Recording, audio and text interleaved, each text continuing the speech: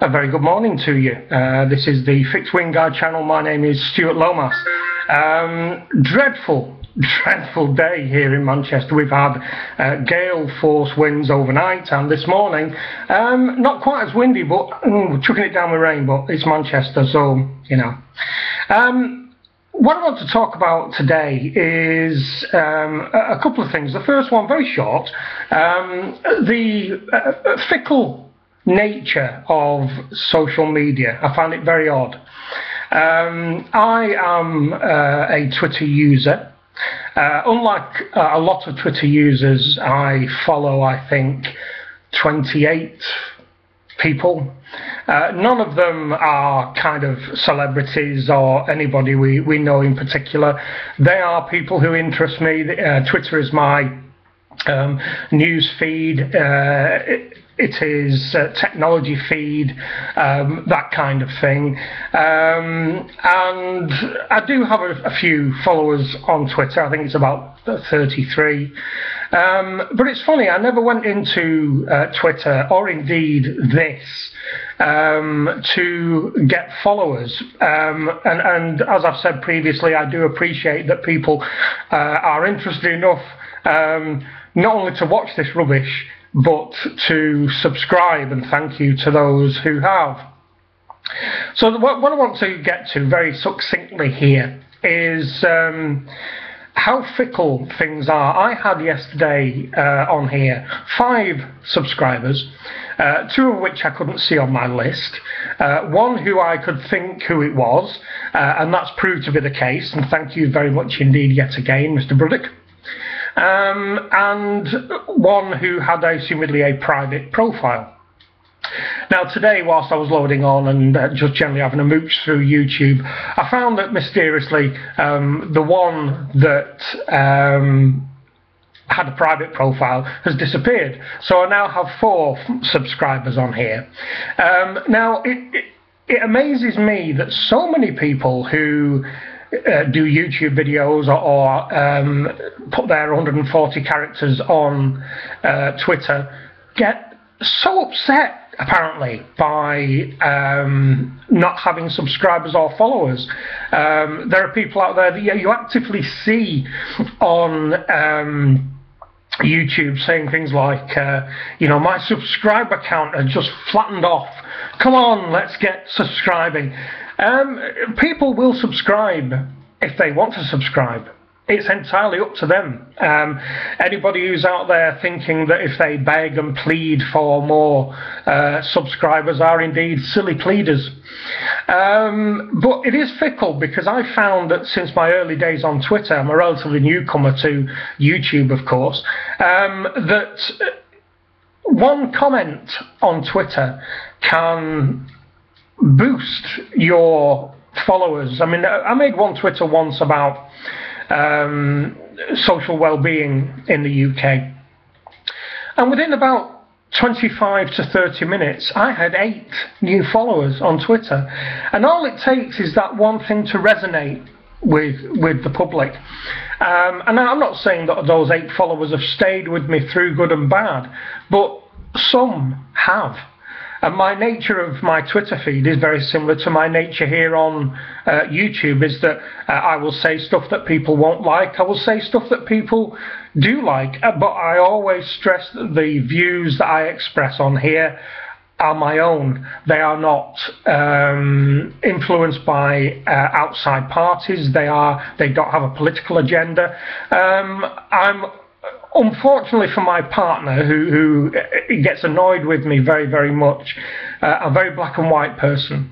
I see things as black and white, right and wrong, left and right, Tory and Labour, or what Tory and Labour should be, as it were. I appreciate that people see a lot of shades of grey within black and white. Sadly, I don't.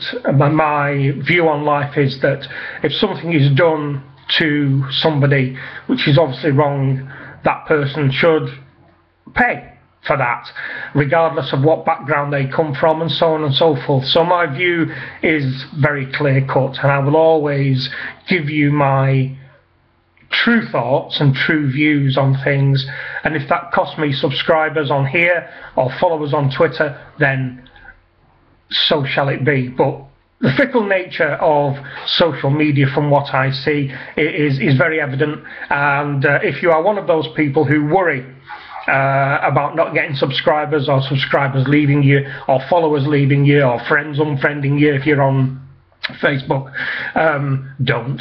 It's just the nature of the beast. So that's that first little bit. Secondly, what I want to talk about, and it does make me laugh, the selling of watches on television. Now, obviously, you know I'm based in the UK. I don't know whether any of you out there watch any of the television selling channels. But it always fascinates me that, well, they sell, I'm going to slip into antipodean mode here, dog shit, dog shit, that's what they sell. You never see a brand that you recognise, for goodness sake. And they always have people who would struggle to explain that there are fingers on the dial. Do you know what I mean?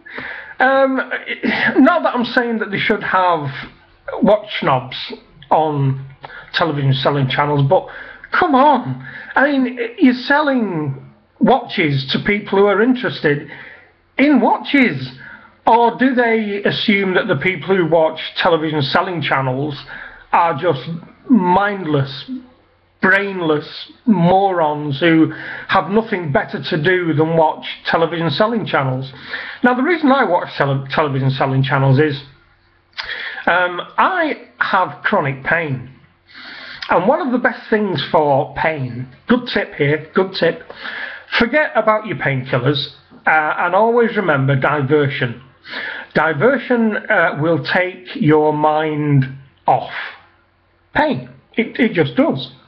And you will find one of the best diversion tactics is if you see somebody on television trying to sell you something that they obviously know absolutely nothing about, then you can shout at the television.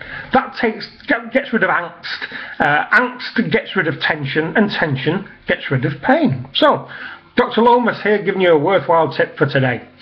Going on from that, I want to ask, now I don't know obviously where any of you are. I assume my subscribers are in the UK, I don't know. If you have Sky TV, and I don't know whether this, what I'm going to refer to, is on Virgin, but if it is, look it up. The V channel. On Sky, it's channel 671. Now, they sell a number of brands. They even sell brands that we've heard of. Oh, yeah. There is a guy on there called the Watch Commander.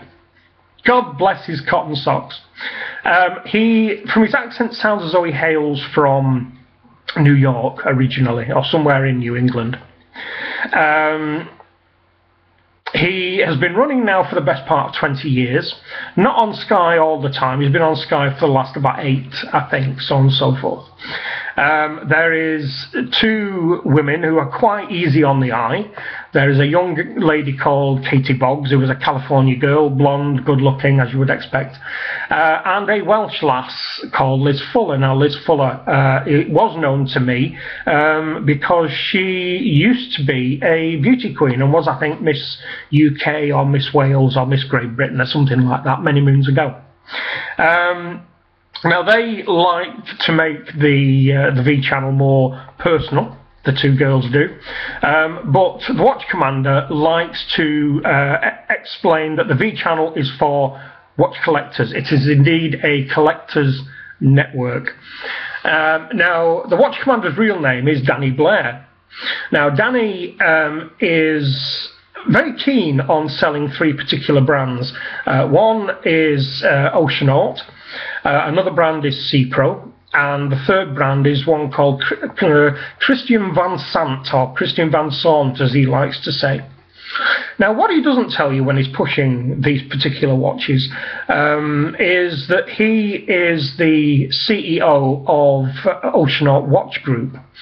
Danny moved to California and was fortunate enough to hook up with a lady, and I think her name was Frances Cabrera, I think. Now, Frances came from a well-heeled family. He married her, and it is her money that allowed Danny to set up Oceanaut Watch Group. Now, he would have us believe that Oceanaut watches are the best of the best. His best-selling model is something called the Baltica, which is a large 44-46 mil chronograph movement in stainless steel, two-tone, metallic dial colours, and so on and so forth, with quartz movements. But he does a brand, his prestige brand, called DeBacari. Now, occasionally you see these crop up on eBay. Now, I'm not too sure why they crop up, because if Mr. Blair is to be believed, he will only make a run of 50, maybe. And yet I see these 50 being sold over 12 months, 18 months, and so on and so forth, which makes me think, well, is there only 50? Is the certificate of authentication just a piece of paper?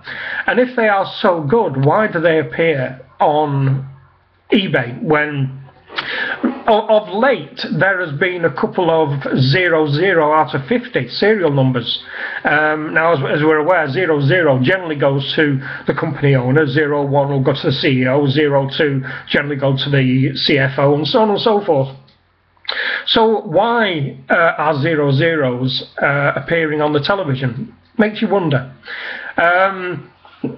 Now, what I'm trying to say here is that his DeBacari range occasionally will have ETA 7750s in. Great movement. One of the best you can buy, very, very expensive to buy. He will say that on his website, if you buy direct from Oceanaut Watch Group, these watches will be $7,000, $8,000, $9,000 US, and yet he's selling them on the television for £1,200, £1,300, something like that. And it makes me wonder, and I will ask you the question here: have you got a DeBacari?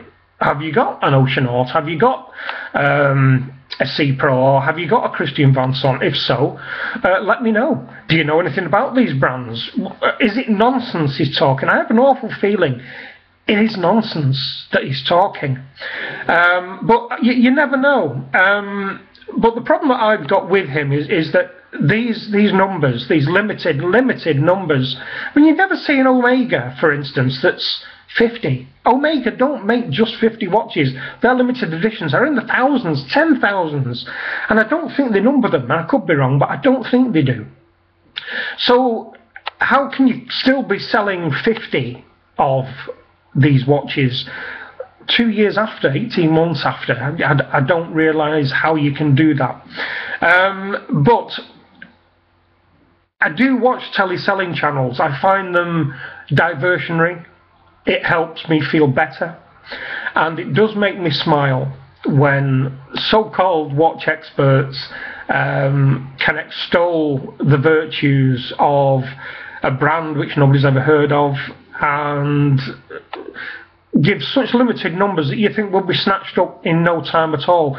They are, from what I gather, a department store brand or a boutique brand.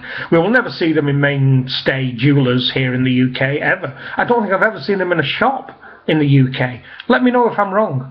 But the V Channel do sell other brands. They've had Breitlings, they've had Grahams, they have lots of Bullivers. They've got a lovely Bulliver at the moment with a Valjoux 7750 with a gold case and a lovely leather strap, and they're only asking £1,000 for that, 999, and it's about the cheapest I've found it. It is a lovely watch, and yet if you look at the same movement in an IWC, for instance, which is the day, date, and 3 subdials, that's the Valjoux movement, not to be confused with the ETA 7750 movement, which hasn't got the day as well as the date. You will find that they are £4,000, £6,000, £7,000. I was tempted by that Bulliver, I have to say. Very nice, very, very nice. But there you go, television selling channels and the fickleness of social media. As always, if you have any questions or comments on today's rubbish, down below. If you have any questions about any subjects that you might want me to cover, down below. I will be making more videos today. There's something that's popped round in my head that interested me, because it does interest me, and I wanted to bring it to YouTube, so I'll bring that later today. Please don't forget to subscribe. Not begging, not pleading, you know. If you want to subscribe, great, lovely. Be great to hear from you. Be great to have you subscriber. Thank you very much for watching. I'm toying with the idea of going out, but I'm going to get piss wet through. Thanks a lot for listening. I'll speak to you soon. Bye bye.